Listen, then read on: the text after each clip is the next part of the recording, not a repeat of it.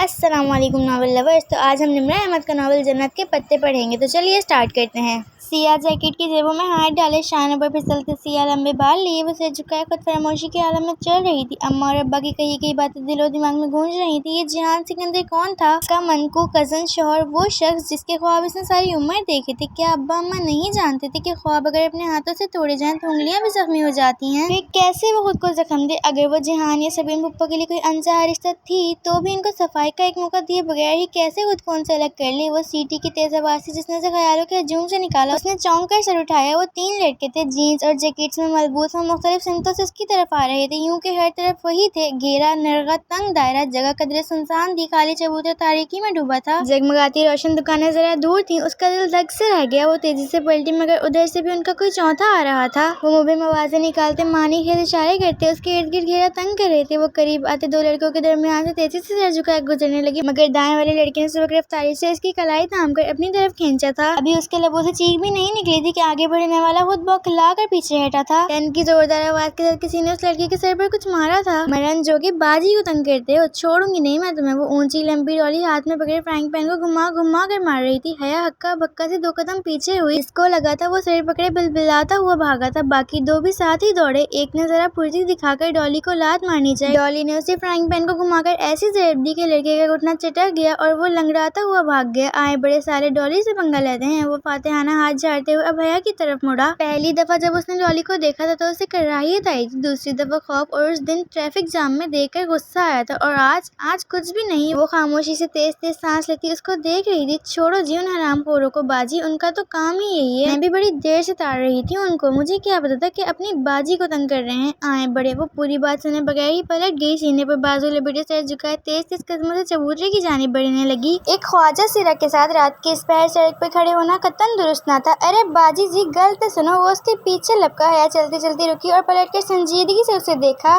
क्या है? उसका मोमी चेहरा दुकानों की ज़ेर रोशनी में दमक रहा था। हाय रब्बा बाजी तो उससे कितना सोने हो जी। वो दोनों हाथ रुखसारों पर रखे खुशी से चहका। उसे कराहियत आई ना खौफ। बस चुपचाप उसे देखे गई। शुक्रिया ही कह दो बाजी, शुक्रिया। और कुछ? उसका अंदाज स्पॉट था। तुसी तो नाराज लगते हो जी। डॉली तुम क्यों हर जगह मेरे पीछे आते हो? हाँ तो टेंशन तो नहीं दी, तो हमेशा मदद ही कीती है। तुम्हें किसने कहा है मेरी मदद करो? किसने तुम्हें मेरे पीछे लगाया है? बोलो, जवाब दो। डॉली का मुंह आधा खुल गया। लेंस लगी आंखों में पहले हैरत और फिर आंसू तैरने लगे। किसी ने नहीं जी। बड़ी देर बाद वो दुख से बोला, मुझे आप अच्छी लगती हो इसलिए आपका ख्याल रखती हूँ। आपको बुरा लगता है तो नहीं आऊंगी। उसी लम्हे हया का फोन बजा। उसने चौंक कर हाथ में पकड़े मोबाइल को देखा। उस पर प्राइवेट नंबर कॉलिंग लिखा आ रहा था। वो पैर पर डक कर चबूतरे की तरफ आई और पाँव लटका कर बैठ गई। फोन अभी तक बज रहा था। उसने फोन कान से लगाया और डॉली को देखा जो छोटे छोटे कदम उठाता सिसकता हुआ तक आ रहा था। हेलो हेलो मिस हया, कैसी हैं आप? वो मेजर अहमद था। उसकी आवाज़ के पीछे बहुत शोर था। डॉली आहिस्ता से जरा फासले पे चबूतरे पे बैठ गया। सिर झुकाए वो हथेली से आंसू पोंछ रहा था। खुदा के लिए मुझे फ़ोन मत किया करें, और ये जो बंदे आपने मेरे पीछे लगाए हैं ना, इनमें से एक एक का खून कर दूंगी और इसके जिम्मेदार आप होंगे। मैं शादीशुदा हूँ और जल्दी ही अपने शौहर के पास चली जाऊंगी। मेरा पीछा छोड़ दें, समझे आप? मजीद कुछ सुने बगैर उसने फ़ोन रख दिया। तुझसे घर बार वाले हो जी? डॉली ने चेहरा उसकी तरफ उठाया। हाँ, तुम्हारे उस मेजर ने बताया नहीं तुम्हें? उसी ने मेरे पीछे लगाया है ना? तुम्हें अल्लाह पाक की कसम ले लो जी, मुझे किसी मेजर वेजर ने नहीं भेजा। मैं खुद आता हूँ, अल्लाह की कसम जी। वो रोते हुए कह रहा था। हया के दिल को कुछ हुआ। उसे लगा वो सच बोल रहा है। मैं किसी को जाकर आपकी बातें नहीं बताता। मुझे बड़ा प्यार है जी आपसे, कसम से। वो लब भीचे उसे देखती रही। कुछ था उसमें पुरस्कार खौफ ज़दा करता मगर तरहम और तरहीम आमेज। ठीक है रो मत। मैं जी बड़ा प्यार करती हूँ आपसे, इसीलिए तो आती हूँ। पर तुसी तो इल्ज़ाम ला रहे हो। अब सिसकते हुए अपना सर पीटने लगा था। अच्छा ना स्टॉप इट। वो चुपचाप बैठा उसे तकता रहा जबकि वो खलाओं में घूर रही थी। तुसी जा रहे हो कहीं? हया ने चौंक कर उसे देखा। तुसी फोन में कहे है ना? उसने वजाहत की। हाँ, मैं यूरोप जा रही हूँ, वो जहाँ अमेरिका है, अंग्रेजी फिल्मों वाला। वो रोना भूलकर खुशी से चहका। शायद वो वाकई एक आम ख्वाजा से रहता या फिर कोई बहुत बड़ा मक्कार अदाकार। हाँ वही। उसने तरदीद की। इधर कौन है जी? मेरा शौहर रहता है वहाँ। वो अब सामने रोशन दुकानों की कतार को देख रही थी। कैसा है जी तुम्हारा शौहर? मैं नहीं जानती डॉली, अगर मैं जानती होती तो इधर ना बैठी होती। उसकी पलकें भीग गई। तुम दुआ करो डॉली, वो मुझे मिल जाए। वो आंखों की नमी छुपाते हुए उठ खड़ी हुई। डॉली ने सर उठाकर देखा। वो उंगली की नोक से आंखों के किनारे साफ करते हुए सड़क की तरफ जा रही थी। डॉली की आंखों में बेपनाह उदासी उतर आई। खुदा करे वो तुम्हें कभी ना मिले हया सुलेमान। खुदा करे तुम उससे मायूस होकर जल्दी वापस आ जाओ और खुदा करे तुम उधर जा ही ना सको। वो तेज तेज कदम उठाती आगे बढ़ रही थी जब उसने डॉली को ये कहते सुना, मगर नहीं, वो डॉली की आवाज नहीं थी। वो किसी मर्द की आवाज थी, भरपूर, खूबसूरत और उदास। ऐसी आवाज जो उसने पहले कभी नहीं सुनी थी। वो मेजर अहमद की आवाज से भी ज्यादा खूबसूरत थी और इसमें जहां सिकंदर की अजनबी आवाज किसी बेरुखी भी न थी। उसके कदम जंजीर हो गए। तेजी से उसने गर्दन मोड़ी। दूर अंधेरे में चबूतरा खाली था। वहाँ दूर दूर तक किसी का नामो निशान भी नहीं था। जिंदगी में पहली बार उसके अंदर डॉली से दोबारा मिलने की ख्वाहिश ने जन्म लिया था। उसे जानना था कि डॉली कौन है, क्यों है, क्या है। उस रात वो मुश्किल से 2-3 घंटे सो सकी थी। फिर फजर की अजान से पहले तैयार होकर डिप्लोमेटिक इंटरव्यू पहुंच गई कि खतीजा की बार बार कॉल आ रही थी। शुक्र है आप आ गई। खतीजा उसे बाहर ही मिल गई। उसकी ऐनक के पीछे चुप्पी आंखें फिक्रमंद लग रही थी। हया सादा शलवार और सिया जैकेट में मलबूस थी। लंबे खुले बाल कानों के पीछे उड़सते हुए वो खतीजा तक आई। अब किधर जाना है? अंदर। ये शटल ले लेते हैं, ये टर्किश एम्बेसी तक पहुंचा देगी। तभी एक उम्र सीधा साहब और खातून तेजी से शटल की तरफ बढ़ते दिखाई दिए। मेरी छठी कह रही है कि ये अंकल आंटी भी टर्किश एम्बेसी जा रहे हैं। हया जल्दी करें, हमें पहले 15 में से होना है। वो हया का हाथ पकड़ के जल्दी से आगे बढ़ी। फिर ख्याल आने पर पूछ लिया, अंदर आईडी कार्ड से एंट्री होगी। आप आईडी कार्ड और पासपोर्ट लाई है ना? और हया का दिमाग भग से उड़ गया। वो रात इतनी डिस्टर्ब थी कि भूल ही गया कि पासपोर्ट तो मुझे आज मिलना था, वो तो अभी बनना ही नहीं है। हया, खतीजा मुंह खोले हक्का बक्का उसे देख रही थी। नहीं, आई एम सॉरी। मैं और Khatija, I am really sorry, मेरे पास पासपोर्ट नहीं है। उसका सर घूमने लगा था। वो इतनी बड़ी गलती कैसे कर सकती थी? आपके पास पासपोर्ट नहीं है तो आप खुद क्यों आई हैं? हाँ, आपकी वजह से मेरा स्कॉलरशिप भी रह जाएगा, इतना एहसास है आपको? वो फट पड़ी थी। और हया जो इतनी मगरूर और खुद पसंद लड़की थी, जिसकी शख्सियत से लिबास तक हर शय परफेक्ट होती थी और जिसकी मिसालें उसकी क्लास फेलो दिया करती थी, वो एकदम रो पड़ी। आई एम सॉरी खतीजा, मेरे कुछ प्रॉब्लम थे। मेरी लाइफ बहुत डिस्टर्ब हो गई है। वो जल्दी से बेख्तियार उमड़ डालने वाले आंसू साफ करने लगी। It's okay Khatija, I am sorry, मगर आप जाए, मैं कल ट्राई कर लूंगी। खतीजा कुछ लम्हे खामोश खड़ी रही और फिर आहिस्ता से बोली, लाएं अपना आईडी कार्ड मुझे दें। जी, अपना आईडी कार्ड मुझे दें और अब वापस जाकर पासपोर्ट ऑफिस से पासपोर्ट उठा लाएं। उम्मीद है आईडी कार्ड से एंट्री हो जाएगी और हमारी बारी आने तक आप वापस पहुंच जाएंगी।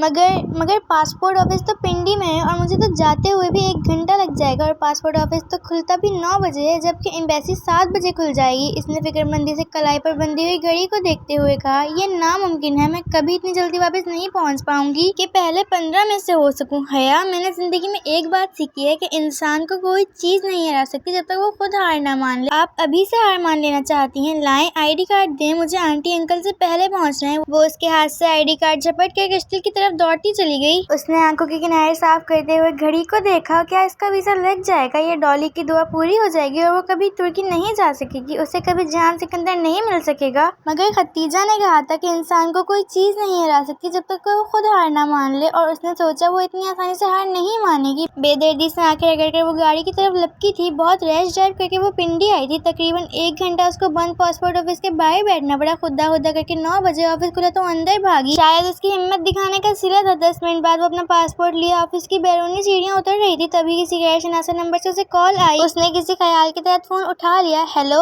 हया, मैं खतीजा बोल रही हूँ। मेरा फोन तो बाहर भाई के पास है क्योंकि एम्बेसी के अंदर फोन की परमिशन नहीं है। एम्बेसी के गार्ड से फोन लेकर 100 मिनट करके कॉल कर रही हूँ। वो एक ही सांस में तेज बोले गई, आप किधर हैं? बस मुझे पासपोर्ट मिल गया है, मैं आ रही हूँ। मेरी एंट्री हुई। उसने गाड़ी में बैठकर चाबी इंजन में घुमाई। शुक्र है मैंने तेज भागकर उन अंकल आंटी को क्रॉस कर लिया। मैं 14 नंबर पर थी और आपकी भी एंट्री करवा दी है। आपका 15वां नंबर है। ओह शुक्र, लेकिन उन्होंने उन अंकल आंटी को रोक के रखा हुआ है। अगर आप ना आई तो उनका इंटरव्यू हो जाएगा और आंटी मुसलसल दस भी पड़ रही हैं। हया, आप जल्दी आ जाएं। मैं आ रही हूँ, बस अभी ऑफिस टाइम है ना तो ट्रैफिक बहुत हैवी है, बस जल्दी से आ जाएं। ये बार बार पूछ रहे हैं कि मेरी दूसरी साथी किधर है, बस थोड़ी देर और। उसने एक्सीलरेटर पर दबाव बढ़ा दिया। ट्रैफिक हस्बे मामूल फंसा हुआ था। बेपनाह रश, हॉर्न का शोर, बंद सिग्नल, फंसी हुई गाड़ियाँ। वो बार बार फिक्रमंदी से कलाई पर बंदी घड़ी देखती और फिर सुस्त रवि से चलते ट्रैफिक को बमुश्किल मरी रोड से निकल पाई तो सुकून का सांस लिया। मामूल की चेकिंग के बाद वो 11 बजे तक उस ओपन एरिया लाउंज में पहुंच पाई जहाँ खतीजा थी। तुर्क रक्स मखसूस, तुर्क ब्लू आई और तुर्की के नगूस से वो लाउंज सजाया गया था। खतीजा एक सोफे पर मुंतजिर परेशान सी बैठी थी। उसे देखते ही उठ खड़ी हुई। शुक्र है आप आ गए हैं। इन्होंने सबके इंटरव्यू रोक रखे हैं, पहले हमारा होगा।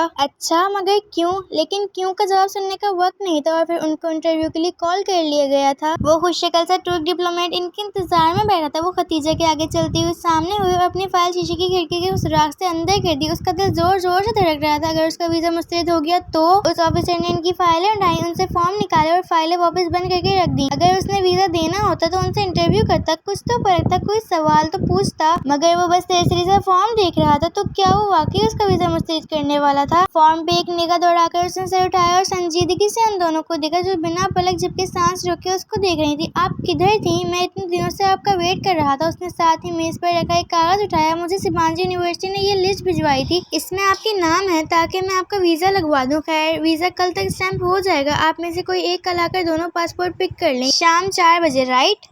फरज जज्बात से इनकी आवाज नहीं निकल पा रही थी। दिल यूं धड़क रहा था जैसे अभी सीना तोड़कर बाहर निकल आएगा। वो जैसे ही उसके ऑफिस से निकली एक साथ ही रुक गई और एक दूसरे को देखा। आई am sorry Haya, I am sorry Khatija, back वक्त दोनों के लबों से निकला था और फिर दोनों हंसते हुए एक दूसरे के गले लग गई। बलाखिर उसे यकीन आ गया था कि हाँ, वो तुर्की जा रही है, वो भी पूरे 5 माह के लिए। वो तुर्की जहाँ वो रहता है, वो जो हमेशा से उसके दिल के साथ रहा था। वेलकम मी ओ शिवांगी, वेलकम मी ओ शिवांगी, मुझे खुशामदीद कहो ए शिवांगी। भाई तो चले गए थे मुझे ड्रॉप करके, मैं आपके सेल्स इनको कॉल कर लूं कि वो मुझे पिक कर लें। डिप्लोमेटिक इंटरव्यू से निकलते हुए खतीजा ने परेशानी जाहिर की तो उसने मुस्कुराते हुए सर झटका। नो प्रॉब्लम, मैं आपको ड्रॉप कर दूंगी खतीजा, आप मुझे दीजिए और तुम कह सकती हैं। श्योर। उसने पार्किंग में खड़ी गाड़ी का लॉक खोला। मुझे जिना सुपर तक जाना था, यूं ना करें कि कुछ शॉपिंग कर लें, आपने कुछ तो लेना होगा खतीजा। उसकी ताकीद के बावजूद भी वो तकल्लुफ खत्म ना कर सकी। स्वेटर्स लेने हैं, वहाँ बहुत सर्दी होगी, फिर वहीं चलते हैं। साइन और शोर के बलमुकाबिल चबूतरा खाली था, मगर दिन के वक्त वो इतना वीरान नहीं लग रहा था जितना पिछली रात लगा था। और वो आवाज वो सर झटक कर आगे बढ़ गई। ओह, नीडल एम्बेरशंस पर सेल लगी हुई है,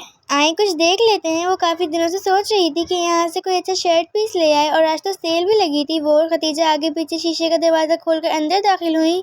शॉप के अंदर वही मखसूस माहौल था, हीटर की गर्मी और बाहर की खुनकी का मिला जुला तासुर, जर्द स्पॉटलाइट से चमकती छत और हर तरफ शोकेजेस में फैले कढ़ाई वाले कपड़े। वो स्टैंड पर लगे नमूने देखती आहिस्ता आहिस्ता कदम बढ़ा रही थी। सामने वर्क टेबल थी जिसके पीछे खड़ा मुस्तैद सेल्समैन उसे देखकर फौरन मुतवज्जा हुआ था। जी मैम, ये पिंक वाला दिखाएं जिस पर व्हाइट एम्ब्रॉयडरी है। उसने उंगली से पीछे रोल किए हुए थान की तरफ इशारा किया। सेल्समैन ने गर्दन फेर कर देखा। मैम, ये मैंने सामने ही रखा है, ये सामने ही पड़ा है। वो उसे चंद फीट बाएं जानिब इशारा कर रहा था जहाँ एक फैमिली खड़ी उसी कपड़े का मुआयना कर रही थी। ओह थैंक्स। वो चंद कदम चलकर बाएं जानिब आई जहाँ मेज पर वो खूबसूरत कढ़ाई वाला शर्ट का फ्रंट पीस पड़ा हुआ था। हया के बिल्कुल बाएं जानिब एक नौजवान सर जो है कपड़े को हाथ से मसल कर चेक कर रहा था। उसके साथ एक नफीस मरमर सी खातून और एक कम उम्र ऊंची पोनीटेल वाली लड़की खड़ी थी। मम्मी, ये पिंक वाला ले लेते हैं, सानिया भाभी का कम्प्लेक्शन फेयर है, उन पर सूट करेगा। क्यों भाई?